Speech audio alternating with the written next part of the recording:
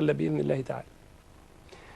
طيب قبل ما نحصل على الخط الأخ الشيخ محمد المهدي، معانا الأخ خالد الوصابي، وهو أيضا من الباحثين في الشريعة في اليمن، وأظنه من نفس مدرسة الشيخ محمد المهدي. تفضل يا شيخ خالد. بسم الله والصلاة والسلام على رسول الله وعلى آله وصحبه وسلم تسليما كثيرا مزيدا إلى يوم الدين.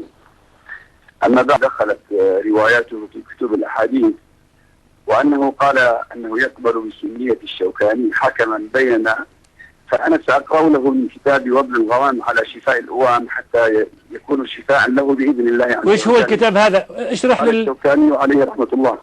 اشرح للمشاهد المواطن العربي البسيط الكتاب اللي تقراه، من مؤلفه وما أهمية مؤلفه. إن شاء الله هذا كتاب وابل الغمام على شفاء الأوام، حاشية الشيخ العلامة الشوكاني عالمة اليمن ومرجعهم الزيدية في اليمن. يقول فيه معلقا: والحق عندي لما ذكر صاحب شفاء الأوام مرجع الزيدية في اليمن رواية عن المغيرة بن شعبة وأنه قد طعن فيه بعضهم بأنه دخل في الخلافيات، قال: والحق عندي وعند كل منصف أن الرواية عن كل من ثبتت له الصحبة مقبولة معمول بها، فقد عد لهم رسول الله صلى الله عليه وسلم بقوله: خير القرون قرني. والخلاف الواقع بينهم وإن كان المحق فيه معلوما بالأدلة، لكن المخالف له من جملة من شملته مزية الصحبة، واندرج تحت عموم الأدلة الناطقة بما يدفع عنهم ما وقع من الخطأ، ولا سيما ولهم تأويلات ومحامل يتعين المصير إليها، وتعظيمهم والاعتراف بعلو شأنهم وارتفاع درجتهم عن سائر القرون. شأن كل مسلم معظم للشريعة والنبوة، والاشتغال بمثالبهم ومعائدهم التي توثق بهم كذبا وبهتانا هو شأن كل مخذول. ثم يقول الإمام الشوكاني عليه رحمة الله في كتابنا: لحظة أرجوك، أعد الفقرة الأخيرة. والاشتغال إيش قال؟ قال عليه رحمة الله: والاشتغال بمثالبهم ومعائدهم التي توثق بهم كذبا وبهتانا هو شأن كل مخذول. هذا كلامه بنفسه في كتاب وابل الغمام المجلد الأول، طبعة مكتبة ابن تيمية، الجزء الأول صفحة 63. ثم يقول في نيل الأوطار قال: ونقل الإمام الحافظ محمد بن إبراهيم الوزير الإجماع على قبول رواية فاسق التأويل في عواصمه وقناصمه من 10 طرق، ونقل الإجماع أيضا من طرق أكابر أئمة الآل يعني آل البيت وأتباعهم على قبول رواية الصحابة قبل الفتنة وبعدها.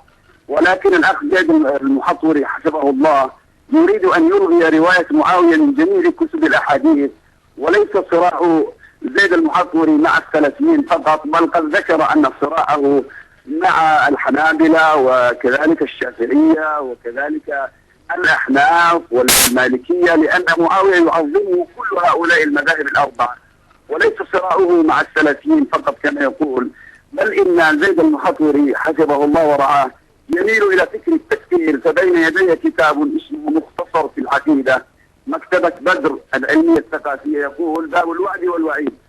يقول: والفاسقون الذين يرتكبون المحرمات مثل الزنا وشرب الخمر وقطع الصلاة والإفطار في نهار شهر رمضان من غير عذر وغير ذلك من المعاصي. أنا ما أدري كلمة المعاصي هذه قد تشمل الصغائر والكبائر. توعد الله كل هؤلاء بنار جهنم خالدين فيها. فهو يريد أن يلصق بعض المخالفات بمعاوية ليريد أن يكفره. ومعاوية رضي الله عنه وأرضاه تعامل معه علي بما تعامل مع غيره. ونسأل الأخ مرتضى: هل علي رضي الله عنه صرح بكفر معاوية؟ هذا السؤال الأول للأخ الدكتور مرتضى زيد المحطوري. كيف تعامل؟ السؤال الثاني: كيف تعامل علي رضي الله عنه مع معركة الصفين؟ هل أجازوا على جريحهم؟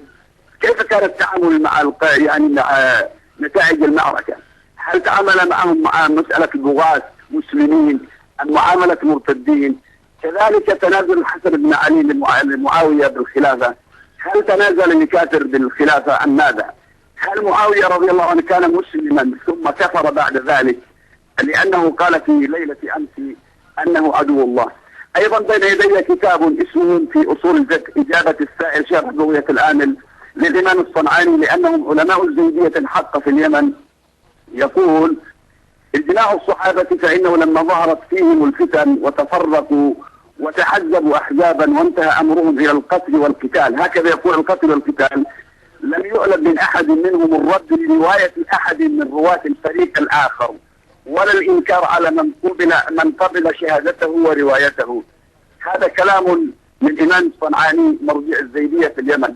وكذلك ابن الوزير في كتابه الروض الباسم وغيره من علماء اليمن، فهم لم يقولوا بذلك، يعني مما يقول الأخ مرتضى زيد. فالذي أعتقده أن الأخ مرتضى زيد يريد أن يلصق بمعاوية بعض المخالفات.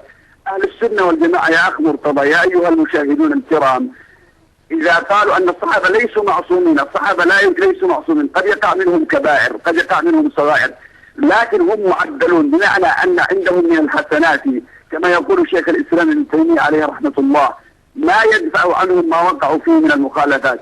أليس من الصحابة من وقع منه مخالفات؟ لكن لماذا التركيز على معاوية؟ لأنه يريد أن يكفره، فإذا كفره ألغى كتب الحديث. وأنا أعتقد أنه سيلحق بعد ذلك بمعاوية عمر بن الخطاب لأنه الذي ولاه، لأن الإمامية يقولون لأن معاوية هو سيئة من سيئات عمر بن الخطاب. وأما مسألة اللعن فأنا أبشره بين يدي كتاب سير أعلام النبلاء للإمام الذهبي، يقول: قال ابن عون عن عمير بن إسحاق قال: كان مروان يسب علي رضي الله عنه في الجمع، فعزل بسعيد بن العاص فكان لا يسبه. فهذا معاوية رضي الله عنه قد عزل مروان، فما وجد في بعض الروايات من اللعن والأمر باللعن فلم يكن من معاوية شخصيا، وإنما كان من بعض من ينسب إليه. وهذا كلام لشيخ الإسلام ابن تيمية في مجموع الفتاوى، يقول أن معاوية رضي الله عنه وإن كان حصل منه بغي، سواء كان متأولا أو باغيا بلا تأويل، وهو أصح القولين لأصحابنا، يعني قد يكون حصل من معاوية رضي الله عنه شيء، قال: وهو الحكم تخفية من قاتل عليا. وهذا مذهب الأئمة الفقهاء الذين فرعوا على ذلك قتال البغاة المتأولين. الذي أريد أن أقوله أن المعركة معنا في اليمن ليس مع الزيدية، لكن الأخ مرتضى زيد المحطوري يريد أن يجر المعركة بين السلفيين والزيدية في اليمن، ونحن كم قد حرصنا على هذا، نقول ليس بيننا وبين الزيدية خلاف في اليمن، إنما خلافنا في من يسب الصحابة مثل أبي بكر وعمر وعثمان وغيرهم من الصحابة. عشنا مع الزيدية زمنا طويلا في اليمن 1000 سنة، لم يكن بين السلفية ولا بين الشافعية والزيدية في اليمن خلاف، ولكن منذ أن جاء هؤلاء من إيران أو تشربوا أفكارهم بدأوا يضعون حربا وهمية بين السلفية والزيدية أو بين الشافعية والزيدية، والملاحظ بذلك معروفة. طيب يا أخي خالد، أنت وضعت نقاط كثيرة وقرأت نصوصا للأخ المحطوري، وتحدثت فيما يقوله أهل السنة عن معاوية ابن أبي سفيان، وهذا كله يضع الشيخ المحطوري أيضا في الصورة، وسيرد عليك في حلقة الغد إن شاء الله. بقي معي وقت قليل قبل الشيخ محمد المهدي. وعدت الأخ الشيخ محمد الظافري من علماء مكة المكرمة بمداخلة أمس